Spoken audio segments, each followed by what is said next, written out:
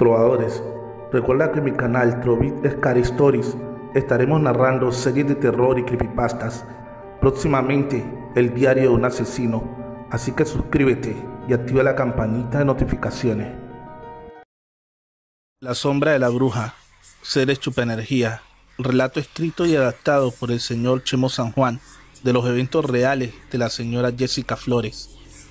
Hace unos años mi esposa había dado a luz a mi hermoso bebé y al siguiente día salían del hospital de La Perla, en ciudad de Nezahualcóyotl, esto es en el estado de México. Nosotros vivimos en una colonia del municipio de Los Reyes La Paz, justo enfrente del famoso cerro de Chimalhuacán, el cerro de las brujas y demonios pactados, donde por siglos se escuchó hablar de infinidad de seres híbridos en increíbles relatos.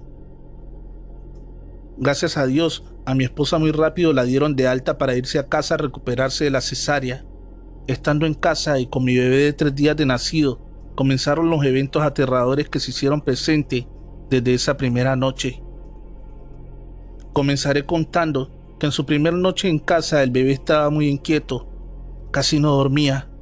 Era como si estuviera incómodo, como si algo lo molestara o peor aún, lo asustara.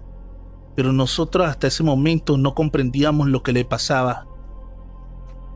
Mi esposa, el bebé y yo dormíamos en un cuarto en la casa de mis padres, pero curiosamente, dando las 3 de la madrugada, el niño no dejaba de llorar.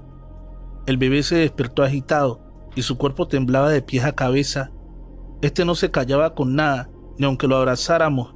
De hecho, era una sensación extraña y hasta llegamos a pensar que era porque se sentía incómodo en el pequeño cuarto donde teníamos su cuna. Así que mejor me levanté, tomé mi cobija para irme a dormir a la sala y dejarle más espacio, pero ni así dejaba de llorar. Recuerdo que esa madrugada los perros aullaban allá por el cerro al mismo tiempo que se escuchaban unos aleteos muy fuertes, y conforme ese ruido iba en aumento, mi hijo para nada se callaba. El pobre bebé tenía un solo día de nacido, y por tal motivo este aún no abría sus ojos, solo giraba su cabecita como si temiera de algo. En ese momento mi madre se levantó a auxiliar a mi esposa, que aún estaba dolorida por la cesárea, y después de calmar al bebé poniéndole una cruz en su pecho de agua bendita, este dejó de llorar y por fin se durmió. Mi madre se retiró a su recámara y yo me dispuse a acomodar mi cama en la sala. Mi esposa y el bebé juntos, así creo que por fin lograríamos descansar.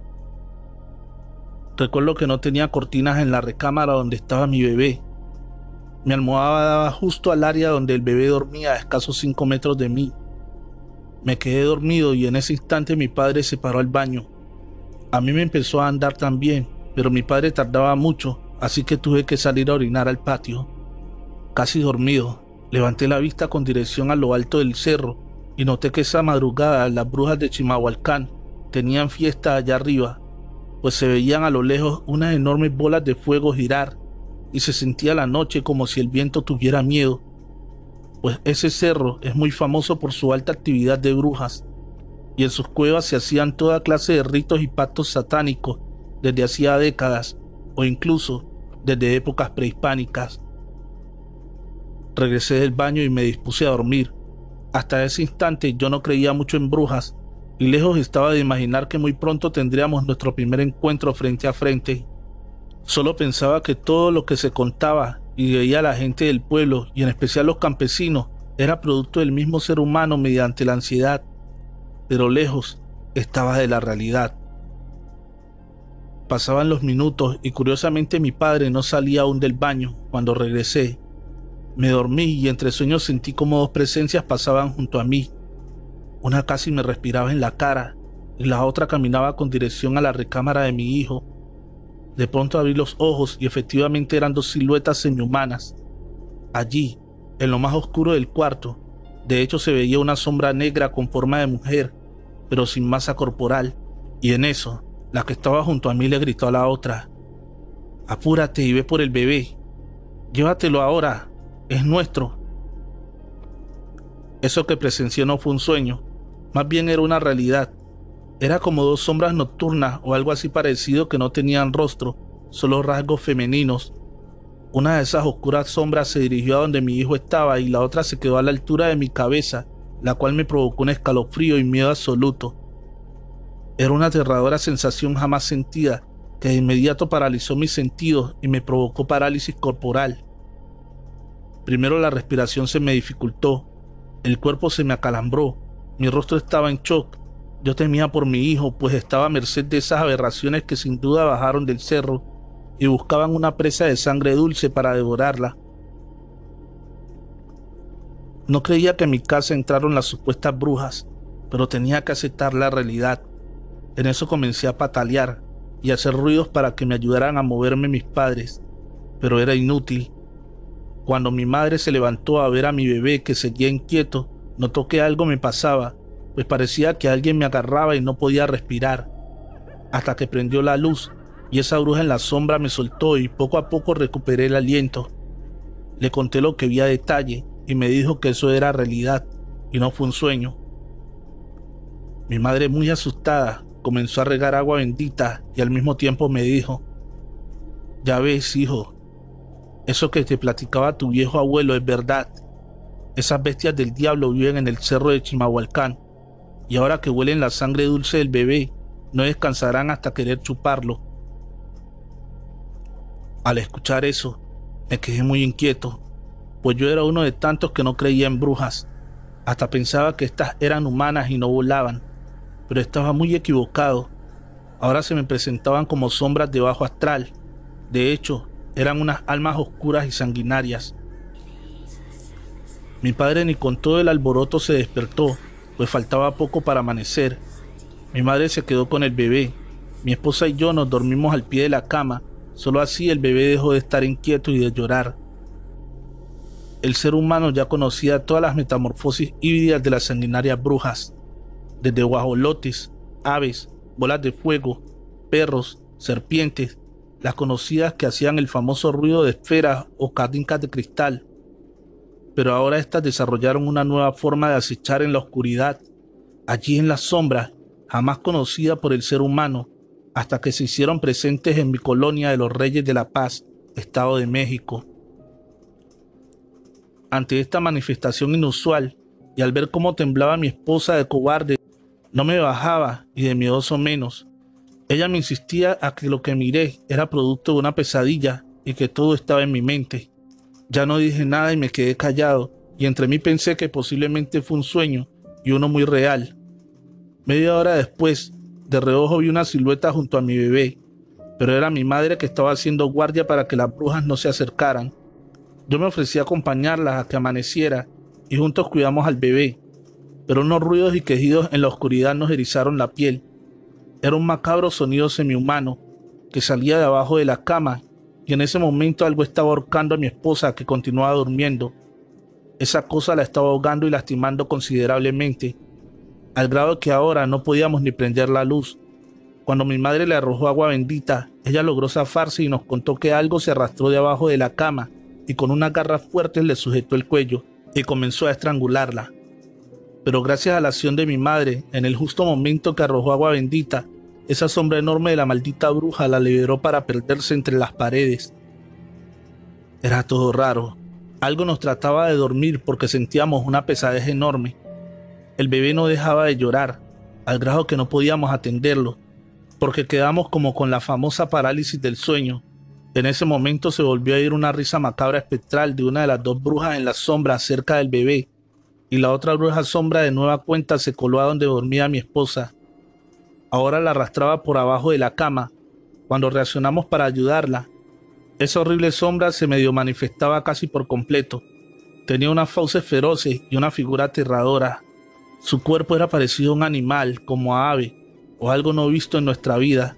Cuando la tratamos de liberar, una fuerte energía lo impedía y nos alejaba de ella. Mi padre, ante tal alboroto, se despertó, pues esas sombras negras y horripilantes comenzaron a tirar muebles, cuadros, platos y más. Papá salió al patio y empezó a lanzar maldiciones hacia el cerro, al mismo tiempo que aventaba agua bendita a todas partes. Esto provocó que algo saliera por las ventanas, rompiendo los cristales y quemándose como si el agua bendita le provocara ardor, o peor aún, dolor. Esas malditas brujas sombras se fueron hacia el cerro mencionado y lograron quemar parte de él. Desde esa noche y al día de hoy, durante meses no dormimos del todo. Yo perdí mi trabajo. Ahora mi hijo tiene 10 años y estamos preparados para cuando quieran regresar. Pues una bruja jamás olvida, ya que marca sus presas y mucho menos perdona. Pero ya sabemos cómo enfrentarla y miedo no le tenemos, porque Dios Padre nos dio la mejor arma para hacerle frente. Dios está con nosotros y ahora creo que esas aberraciones saben que aquí no podrán entrar jamás. Lo malo de todo es que nadie nos creyó en el pueblo y en estos años ya murieron muchos niños supuestamente de muerte de cuna.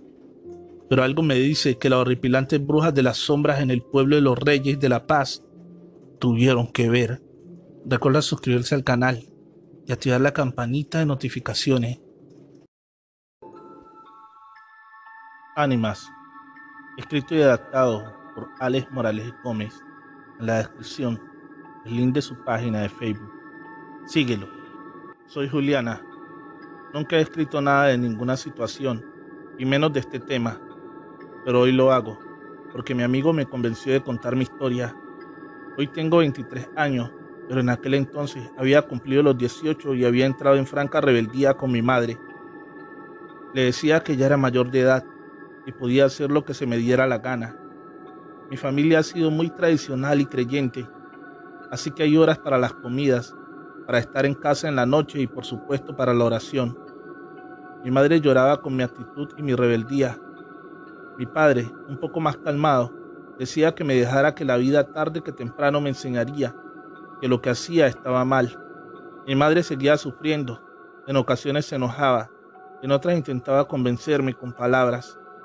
Más aún, que yo había empezado a llegar tarde de la noche a casa, y aunque vivimos en la ciudad, mi casa queda a las afueras, así que había que caminar por entre unos árboles, un sendero muy hermoso en el día por la naturaleza, pero tenebroso en la noche por la oscuridad. Mi madre se preocupaba y decía que siempre rezaba a las ánimas benditas para que me protegieran. En casa era muy devotos de las ánimas, tanto mi madre como mi padre. En las noches después de la oración, siempre dedicaban un momento para las ánimas, ya fuera para pedirles algún favor o para agradecerle alguno recibido. La verdad, yo no creía mucho en eso de las ánimas. No podía creer que alguien que esté muerto pueda darte algo, mucho menos protegerte. Mi madre estaba convencida que ellas me protegían. Ella decía que ese pequeño bosque, aunque no era más que unos cuantos árboles, podría ser muy peligroso. Lo que mi madre no sabía era que yo ya tenía a mi enamorado, Luis, y este siempre me acompañaba hasta la puerta de la casa. ¿Qué podía yo temer si mi amado siempre iba conmigo? Pero una noche, ya tarde, discutí con Luis. Él hablaba de la prueba de amor, y la verdad, aunque yo lo amaba, no me sentía preparada para dar ese paso. Así que cuando entramos en el bosque, él quiso tomarme a la fuerza. Yo le respondí con una cachetada que le dejó mi mano marcada en su cara. Me gritó una gran cantidad de improperios y me dejó allí en medio de la oscuridad. Nunca antes había pensado lo oscuro y tenebroso que era aquel lugar, pero como no había de otra, seguí camino a casa. ¿Qué me podría pasar? Pero después de dar unos pasos, vi dos sombras al lado de un árbol. Fumaban marihuana. Lo supe por el olor. Desde el lugar que estaban, debieron ver todo lo sucedido. Dudé entre seguir o devolverme. Opté por esto último, porque vi cuando uno de ellos sacó una navaja de su pantalón. La hoja del arma brilló en la oscuridad. En esos momentos ellos no me dijeron nada, pero ¿para qué iban a necesitar una navaja? Así que di media vuelta y caminé rápido. No sabía para dónde iba, pero no pasaría por el lado de aquellos tipos. Cuando vieron que me devolví, corrieron tras de mí. Me gritaban: ¿dónde vas, zorra? No quisiste con tu novio, pero nosotros sí te vamos a obligar. Yo corría a lo que más daba mis piernas, pero ellos estaban encima. Me iban a atrapar. Cuando ya estaba perdida y sentía unas manos sobre mi hombro, los dos se frenaron en seco y, por increíble que parezca, se santiguaron y se devolvieron por donde venían corriendo. Algo que yo no veía los asustó mucho. Más que un pequeño susto, era terror, porque al tenerlo tan cerca pude ver sus caras desencajadas de miedo. Yo llegué a donde empieza el bosque o termina, según del lado que viniera. Alcancé a Luis. Pensando que yo había cambiado de opinión, sonrió con malicia y felicidad, pero en un momento vi que se persignó. Me dijo: ¿quiénes eran todas esas personas que venían conmigo? No le respondí. Uno, porque estaba enojada, y dos, porque no le entendí de qué hablaba. Y me dijo: contigo venían unas 20 personas, todas vestidas de blanco, parecían fantasmas. Nada le respondí. Seguí para la ciudad. Nada tenía que hablar con él. Cuando vio que seguía enojada, me insultó y siguió su camino. Yo no sabía dónde ir, así que al pasar por una iglesia pequeña, una que antes nunca había visto, entré. Quería pedirle a Dios que me protegiera. La iglesia estaba sola. Una pequeña bombilla alumbraba en lo alto del techo. Unas 6 velas iluminaban algunos santos. Estando allí de rodillas, recordé que mi madre siempre me decía: pídele a las ánimas del purgatorio, estas siempre te protegerán. Así que recité esta oración: ánimas del purgatorio, quien las pudiera aliviar. Yo misma daba la respuesta: que Dios las saque de pena y las lleve a descansar. Pero a la tercera ocasión que decía la primera frase, un coro de voces me respondió en la iglesia. No miré para atrás, pensé que se había llenado el lugar, así que recité la frase varias veces mientras la iglesia respondía en coro. Cuando terminé, recé también un Padre Nuestro con toda la concurrencia. El lugar en verdad estaba lleno de personas. Terminé la oración y me persigné. También las personas se escuchaban cuando lo hicieron. Al terminar volteé para agradecerles la compañía en la oración, pero me quedé de una sola pieza. En la pequeña iglesia no había nadie. Estaba sola, como cuando entré. Me quedé sola y pensativa. ¿Qué podía haber sido aquello? Cuando vi aparecer un viejo sacerdote, calvo, pequeño y muy sonriente, me dijo: ¿qué te pasa, hija? Parece que hubieras visto un fantasma. Le conté lo que me había acabado de suceder. Me sonrió y me abrazó. Su mano era fría, muy fría a pesar del calor que había dentro de la iglesia. Me dijo: no te preocupes, son las ánimas del purgatorio. Ellas no solo te protegen, sino que te acompañan en oración y mucho más si es para ellas. Vete a casa, recalcó. Ellas te acompañarán y no tendrás ningún peligro. No entendí por qué él sabía que debía irme a casa, ni mucho menos porque estas palabras me dieron valor. Sabía que en verdad nada me pasaría. Antes de irme le pregunté al sacerdote por qué aquella iglesia estaba abierta tan tarde de la noche. Ya era más de medianoche. Me dijo que precisamente esa era la capilla de las ánimas del purgatorio, y permanece abierta día y noche, porque las ánimas no diferencian entre luz y oscuridad, y siempre te protegen. Me santigué y me fui a casa. Él se quedó allí, despidiéndome con la mano. Cuando llegué a casa, le conté a mi madre todo, incluido lo de Luis. No quería volver a mentirle. Me dijo que efectivamente fueron las ánimas del purgatorio las que me protegieron, incluido el sacerdote. Le pregunté qué quería decir con eso. Me dijo que aquella capilla no tiene sacerdote. Solo cada día envían uno de la gran catedral a hacer una misa por las ánimas. El que yo vi fue el último que hubo en la capilla. Murió haciendo la misa. Es la única capilla que permanece abierta día y noche y nunca se roban nada, porque cada que algún ladrón quiere entrar, ve que la capilla está llena de personas. Lo que no saben es que son las ánimas del purgatorio. Desde aquel día cambié con mis padres, cumplo las reglas de casa y siempre salgo con el permiso de ellos. A Luis nunca le volví a dirigir ni el saludo. A las ánimas les sigo rezando y pidiendo que me protejan, pero espero no verlas ni oírlas nunca. No es bueno saber que estás interactuando con alguien que ya está muerto. Recuerda suscribirte al canal y activar la campanita de notificaciones. Probadores, feliz noche, amantes de cuentos de terror.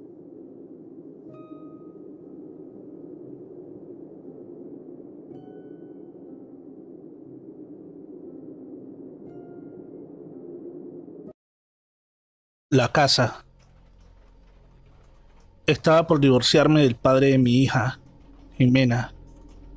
El proceso estaba siendo demasiado doloroso porque aún lo amaba, pero no podía perdonarle que me hubiera engañado con mi mejor amiga. Juro que de no haberlos visto, pensaría que era mentira.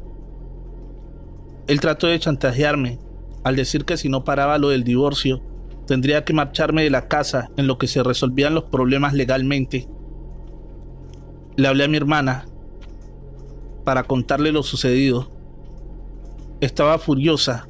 Dijo que no tenía de qué preocuparme, de que Mateo, su esposo, recién había comprado una casa en el campo y que precisamente se mudarían esta semana.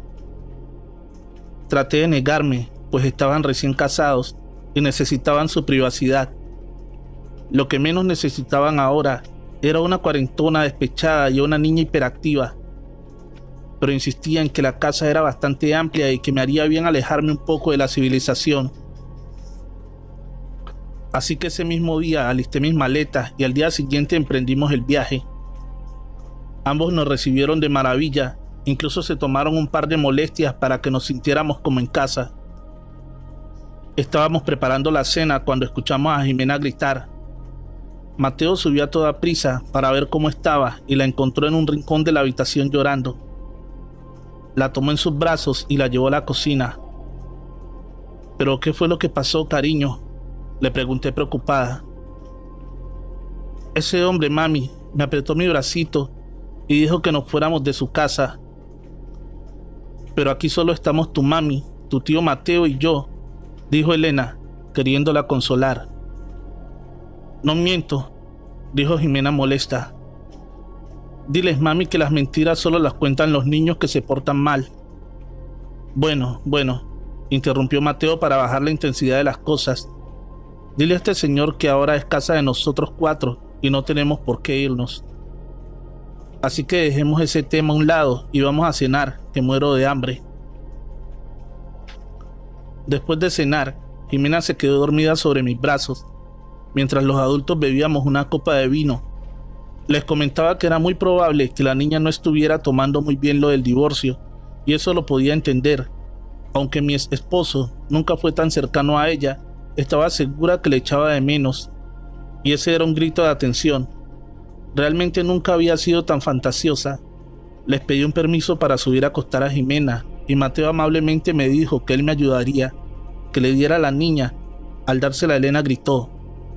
¿Pero qué demonios? Supuse que se había molestado por el ofrecimiento de Mateo, así que intenté disculparme cuando ella me interrumpió.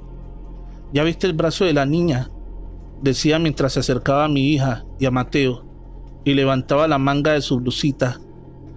Nos quedamos horrorizados al ver que Jimena tenía marcada una huella de una mano bastante grande. La niña no mentía, dijo Mateo bastante sorprendido. Lo que no podíamos descifrar es si estaba quemada o amoratada. Estaba de un color bastante peculiar, entre un rojizo intenso, y tenía varios pedazos púrpura.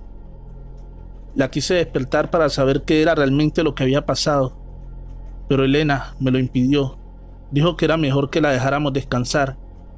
Esa noche la llevé a dormir conmigo. Tenía temor de que algo peor le pudiera pasar. Me quedé profundamente dormida debido al tan ajetreado día que habíamos tenido, cuando me despertó el ruido de varias personas corriendo. Se escuchaba tan claro y tan fuerte debido a que el piso era de madera. Estaba muy asustada. Creí que se había metido alguien, así que tomé a Jimena y la puse debajo de la cama. Cuando tocaron estrepitosamente en simultáneo varias de las puertas, tomé a toda prisa la lámpara del buró. Estaba dispuesta a golpear a cualquiera que se atreviera a querer entrar. ¿Están bien?, escuché decir a mi hermana al otro lado de la puerta. Fue entonces que abrí y le dije qué era lo que estaba pasando. No lo sé, hermana. Mateo está revisando que todo esté bien. No quise sacar a Jimena hasta estar segura que no corría peligro. Cuando entra Mateo a la habitación y dice: esto es muy extraño. Todas las puertas y ventanas están cerradas. Incluso está la alarma puesta. Todos nos quedamos mirando sin saber qué hacer o qué pensar. No había vecinos cerca los cuales quisieran asustarnos, así que después de un rato volvimos a dormir. A la mañana siguiente, durante el desayuno, seguíamos sin explicarnos qué había pasado realmente, cuando Jimena nos interrumpe diciendo: «Mamá, yo sé lo que pasó anoche». «¿Y qué fue lo que pasó, cariño?», le dije mientras la sentaba sobre mis piernas. «Son policías que vienen por el hombre que no nos quiere aquí». Elena se echó a reír y eso provocó que mi hija se fuera a su habitación sin terminar de desayunar. «Basta, Elena», le dije molesta. «Lo siento, hermana, pero es que tu hija tiene mucha imaginación y eso es culpa de tu esposo que se pone a ver esas series de narcos y no sé qué. Tantas cosas más, eso debió afectar a la niña». «Bueno, ya es suficiente», le dijo Mateo. «Es solo una niña y no lo está pasando nada bien». Molesta, Elena se levantó y comenzó a juntar los platos cuando de repente salió volando en dirección a ella el florero que minutos antes habíamos quitado y puesto en la barra para desayunar. Mateo metió la mano para evitar que el florero golpeara el rostro de Elena y esto le ocasionó una herida bastante grande. Comenzó a sangrar bastante, así que empezamos a lavar su herida para revisar si no había quedado algún vidrio enterrado. Cuando baja Jimena y dice: «Mami, ¿qué pasa?» «Tu tío Mateo ha tenido un accidente, pero ya estamos curándolo». «Mami, al señor no le agrada a mi tía Elena». «Ah, no, ¿y por qué no le agrada, Jimena?», contestó Elena. «Porque dice que eres muy parecida a la zorra que lo entregó a la policía». Mateo se echó a reír enseguida y a mí se me caía la cara de vergüenza al escuchar decir semejantes barbaridades a mi hija. Obligué a Jimena a pedirle una disculpa a mi hermana y ella entre sollozos decía querer mucho a Elena, que el hombre malo era quien decía esas cosas feas. La mandé a su habitación y le dije que pensara muy bien en las palabras que había dicho. Y al intentar salir de la cocina, le cerraron la puerta en la cara, impidiéndole salir. Jimena corrió hacia conmigo y me abrazó fuertemente. Cuando comenzaron a abrirse y cerrarse los cajones con tanta fuerza que uno de ellos se quebró y cayó al suelo, también comenzaron a caerse vasos y platos. Lo que más me impresionó, ver cómo el mantel de la mesa parecía bailar en el viento. Mi hermana comenzó a gritar que se detuvieran, pero ese parecía no escucharla. Cuando Elena comenzó a hacer una oración, algo la jaló con gran fuerza, haciéndola que perdiera el equilibrio. Intentaron arrastrarla, pero Mateo y yo la agarramos con gran fuerza. Queríamos salir de ahí, pero algo o alguien nos impedía acercarnos a la puerta, así que en un intento desesperado, tomé una de las sillas de la cocina y comencé a romper la ventana. Gracias a Dios no tenían protección, si no, hubiera sido imposible salir de ahí. Cuando por fin logré quebrarla, las llaves del gas se abrieron solas y al intentar cerrarlas nos dimos cuenta que parecían estar pegadas. Así que le pedí a Mateo que me ayudara a brincar a Elena, ya que ella se estaba quejando demasiado de un pie y le era casi imposible sostenerse por ella misma. Después de sacarla enseguida, le pasé a Jimena y le dije a Mateo: «Ahora es tu turno», pero él se negó. Dijo que lo correcto era que las mujeres nos pusiéramos a salvo primero. Cuando estábamos las tres afuera, esperábamos que Mateo saliera y al querernos asomar, una ola de calor nos golpeó tan fuerte que nos hizo que nos cayéramos. La casa se estaba incendiando y Mateo seguía adentro. Tenía que entrar por él. Se lo debía. Le dije a Elena que si algo me pasaba, se hiciera cargo de mi hija. Me armé de valor y vi a Mateo tirado. Lo arrastré como pude y de afuera comenzaron a jalarlo. Cuando estaba por brincarme yo, intentaron jalarme nuevamente hacia adentro, pero por fortuna no lo lograron. Le hablamos a la ambulancia y llegó casi de inmediato. Cuando revisaron a Elena, tenía la pierna quemada y se podía ver claramente la forma de una mano. Ella insistió en que me revisaran la espalda, ya que sentía bastante ardor. Y es que entre lo sucedido, nadie nos habíamos dado cuenta que traía la camisa desgarrada de la parte de atrás y tenía 3 aruñones bastante profundos. Mateo afortunadamente solo tenía quemaduras leves, así que pronto fue dado de alta del hospital. Al salir, decidieron ir a buscar al tipo que les había vendido la propiedad y prácticamente lo obligaron a decir qué era lo que pasaba ahí. Él les contó que esa casa había pertenecido a un narcotraficante bastante sanguinario. Según cuentan, la propia esposa fue quien lo entregó a las autoridades. Él dormía mientras entró un comando armado y comenzaron a golpear las puertas para pedirle su rendición. Al sentirse acorralado, agarró a su esposa y la asesinó por haberlo traicionado. Él gritaba que vivo no se lo llevarían y lamentablemente fue abatido a manos de la justicia. Yo compré esta casa a muy buen precio en una subasta del gobierno, pero comenzaron a pasar cosas muy extrañas por las noches. Mi esposa comenzó a ver y escuchar a un hombre. Los niños decían que había un hombre que los molestaba, y yo solo trataba de convencerlos que era solo su imaginación. Traté de traer a una persona que le hiciera una limpia a la casa, pero según la medium, decía que este hombre seguía aferrado a esta casa. Tratamos de contactarlo para ver lo que mantenía en este mundo, pero siempre que tratábamos de hacer contacto con él se tornaba violento, a tal grado que varias veces salimos lastimados. Tratamos más de 2 meses en tratar de desterrarlo, pero fue imposible, debido a la forma tan violenta en que murió. Con el paso del tiempo nos dimos cuenta que en la subasta no se nos contó la historia completa de la casa, pues olvidaron decirnos que habían encontrado restos humanos ahí, y según decían, este hombre cuidaba esos restos como penitencia de sus atroces actos. Un día misteriosamente la casa comenzó a arder sin motivo aparente. Ahí me di cuenta que tendría que deshacerme de ella, así que después de mandarla a reparar, decidí vendértela a ti. Hasta la fecha Mateo decidió dejarla en el olvido, ya que no permitiría que alguien más pasara por lo que nos tocó vivir a nosotros. Escrito y adaptado por Historias Macabras para no dormir. En la descripción se encuentra el link de su página. Síguela. Trovadores, recuerden suscribirse al canal y activar la campanita de notificaciones.